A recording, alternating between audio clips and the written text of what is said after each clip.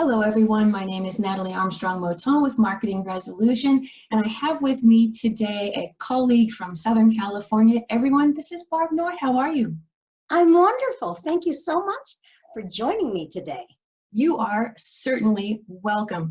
You have a really unique approach to handling or to helping or to working with or consulting or coaching. I don't really know the exact right verbiage, but you work inside corporations to help them develop the tools and techniques to avoid conflict and then to subsequently deal with any conflict that was perhaps unavoidable or unseen.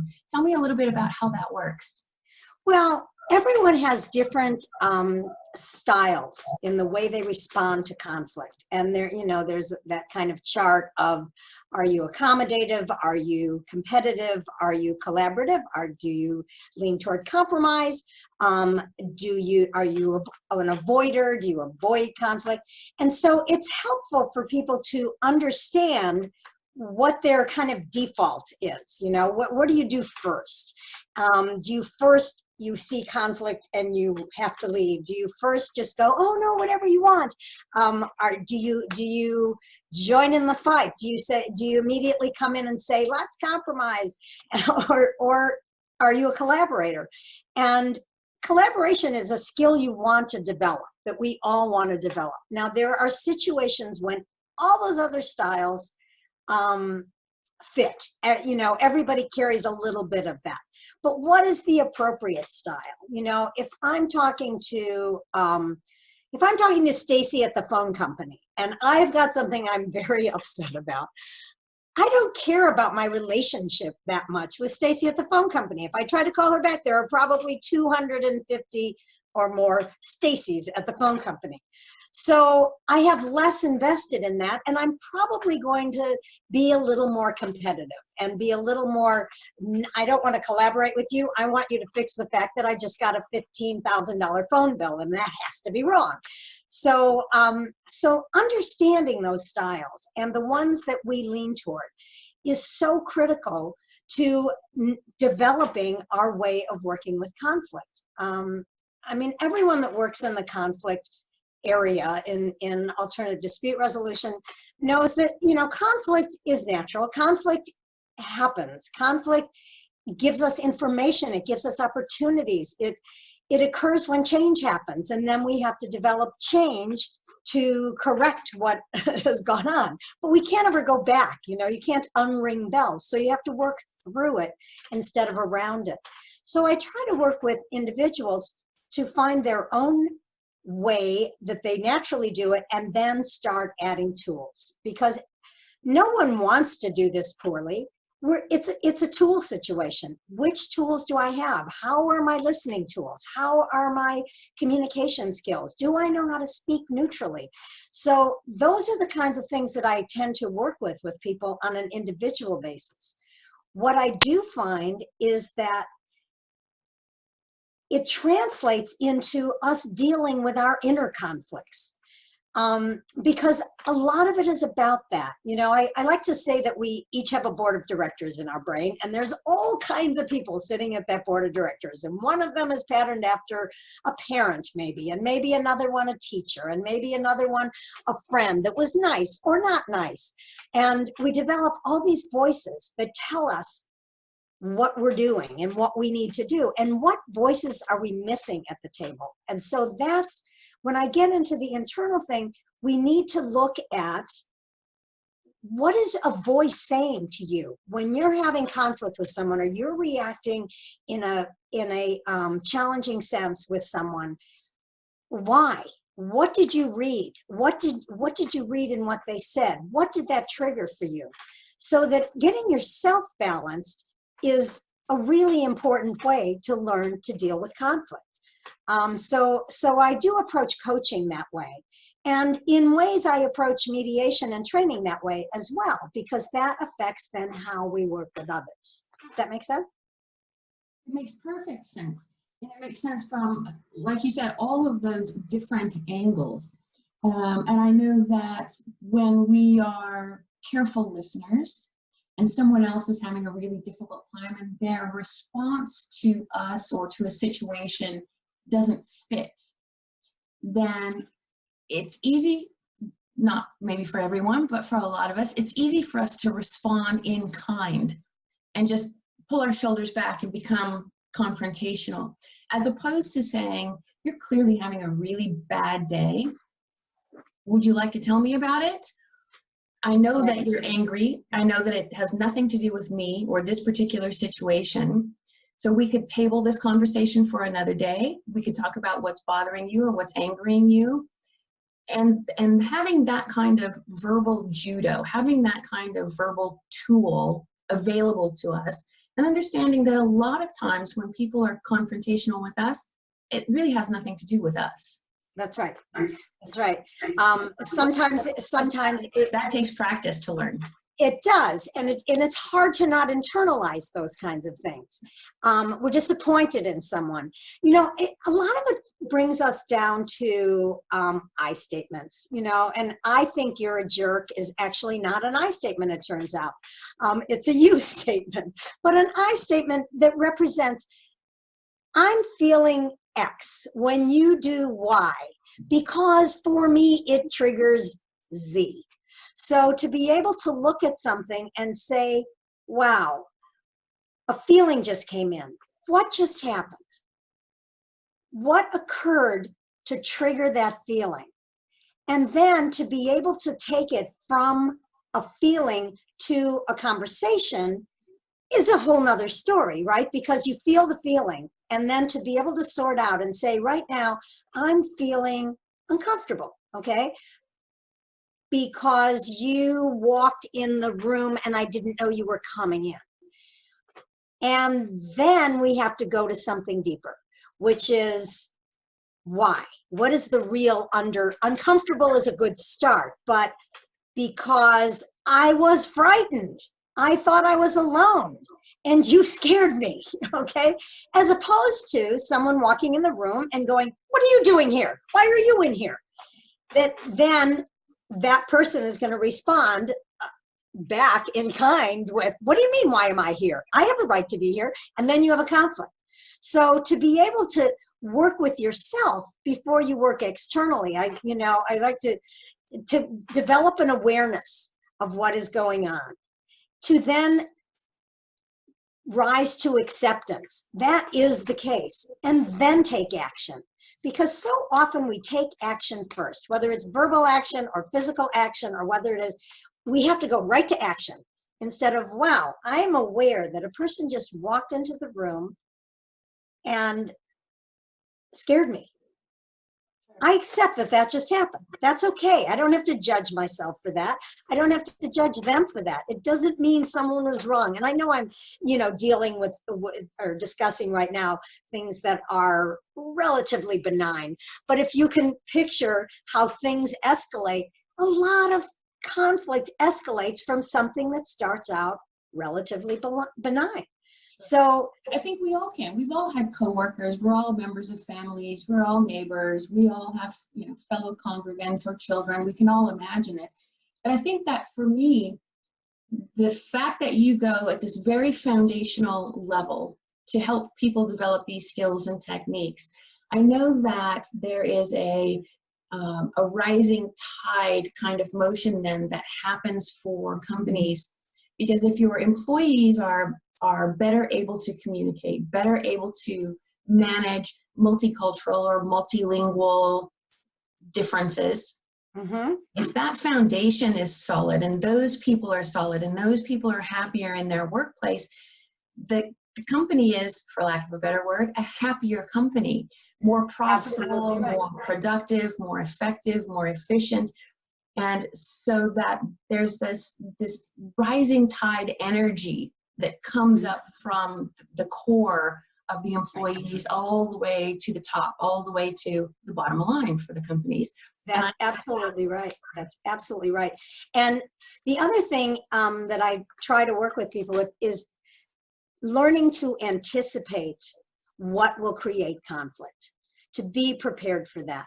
I worked with an agency in the United States government that inspects, they're inspectors, okay? So they go in to see where there's going to be danger. And what I would be able to say to them is, you go in and you see a frayed wire. You go, that could be a problem. Well, if you're in a situation, I was thinking about one situation where someone was brought in from another state into an agency just with someone who had already worked there for a long time. Their styles were oh so different, and they so much could have complemented each other. And yet, the people that brought them together, their supervisors, hadn't thought about the fact. It was like, oh, this person's too loose with the rules. I'll bring in someone that's really tight with the rules and see what happens. Well, guess what happens? So to be able to sit down with those people at the start with 2 employees and say, you both bring really valuable things to the table. And the reason we're partnering you up is not because you're the same, but because you are so different, and that you can learn from each other and come up with some solutions to things that are so much better than someone that just thinks like you or just thinks like you. So it's being able to anticipate that, because then 3 years down the line, call the mediator, because these 2 people can't get along. And now what we have is a whole team of people over here that are siding with this guy, and a whole other team of people over here that are siding with this gal. And the conflict has now gone all the way through the organization. And how dangerous is that? How defeating that is to any kind of moral support that you're trying to give to your employees. So you have a situation where if you recognize it early on, and that's what I really try to train people to do, recognize that it's of course unnatural that when you're bringing in people from different cultural backgrounds, from different experiences, from different points of view in life, from different worldviews, from different languages, different anything different, because what creates conflict? Differences, and differences that we don't necessarily trust, that we haven't developed an ability to see the value in, and to sit down at the beginning and say, this is the situation. Let's be aware of the situation. Let's be aware of who we all are. Let's accept that we're all here and we all belong here. And now let's create action based on that, based on those 3 things. And I add another A to that, which is anticipation. Anticipate what you think might happen so that you can head it off at the pass. You know, if you're getting in the car to drive and you see that you have a quarter of a tank of gas and 3 low tires, stop at a gas station. Come on, take a look at what's going on and see what you can do to improve your chances of making it on your trip. And this is very much like that. That's an excellent analogy. I really like that. And so, Barb, if people want to engage with you or learn more about getting this kind of coaching or training, what's the best way for people to reach out to you? Well, it's barb@winwintraining.com, and my website is winwintraining.com. And I do have a lot of information on that about mediation, about conflict resolution, about conflict coaching, and how this all works. It's all together, because what my job as a mediator is, or a conflict coach, or doing conflict management or training, is communication. It's to help people translate what's going on for them. And yes, I come in more often than not as a mediator to solve what's going on. But then you see what the underlying issues are, and you begin to discover that maybe the whole department needs training. Maybe the supervisors need some training to look at things differently. So education is so critical for this. It's all really intuitive if you think about how you get along with people that you care about and people that you love. But it becomes counterintuitive when I'm looking for the word, infuse competition and job security and all those other things. So you have this perfectly nice family that you go home to, that you chose, and say you happen to have a good family relationship that you chose. But how are you spending the majority of your time? 8, 10, 12 hours a day with coworkers that you didn't choose. And you have as intimate a relationship with those people in many ways as you do with your spouse, with your children, with your parents, with your neighbors. And those are the people you have to be around all the time. So discovering what makes people tick, getting off of the blame game. How often we go to, who did that? Who did something wrong? It doesn't matter. What really matters is, how did that happen? How can we avoid that next time? What dynamic came into play that we can now change? And so looking at who you work with, who you're in organizations with, as a person that you want to connect with, not I'm going to do my job, you're going to do your job, I'm hoping I get a promotion and I'm going to step on your head to do it. It just doesn't work. You know, it just gets back to that there's no I in team thing, you know. Well, and I think that it works not just for us as individuals, as employees or supervisors, or it's more than that. It really is a win-win, because from a corporate perspective, when you reduce or can eliminate all of these conflicts that are in the workplace, your company, like I said, is more profitable, more efficient, more effective. Absolutely. It's basically happier. And so it really does reflect that win-win. The employees are happier, management is happier, the bottom line is happier. It really does have a positive effect on every aspect of life and business. It absolutely does. The cost of conflict, dollars, is enormous. It is enormous. You lose valuable employees. People make mistakes. People do things because they're angry. People feel picked on, so they're not going to be their best. There are so many reasons that waiting until the conflicts have occurred. Yes, as a mediator, we can try to do our best to facilitate resolutions to that. But training people to understand conflict, people are so afraid of it. And it isn't as scary as it seems. It really, really isn't. It's so natural. It's so much a part of being a human to have conflict, because if you think about it, change creates conflict, and the resolution to conflict is change. So working in that frame gets you where you need to get. Right, exactly right. I like that. Well, Barb, I happen to love your position on this. I think that the title for your company and your website, Win-Win, is so apropos, because everyone that you deal with has a win. The employees, the corporations, the communities in which they live, the families that they love, the neighbors that they're next to.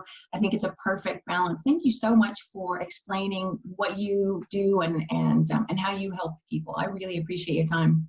Well, I really appreciate you, Natalie. Thank you so much for interviewing me, for talking to me. I highly appreciate it, and I look forward to working with you again and working with anybody out there that feels like they would like some help in this area.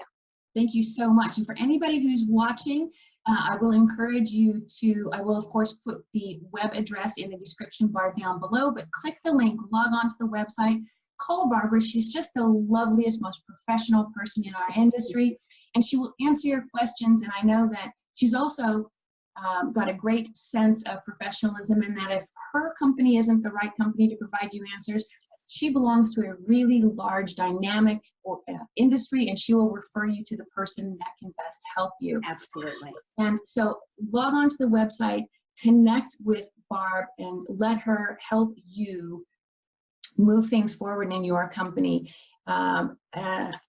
If I've forgotten anything, Barb, I know that people will connect. I'm in Southern California. Feel free to call me. Look on my website, winwintraining.com. Would love to talk to you, and happy to help where I can. I'm a middle child. That's a mediator. Barb, once again, thanks so much for your time. Enjoy the rest of your day there in Southern California. Thank you too, Natalie. Listen, everyone, thanks so much for watching. And as always, be good humans.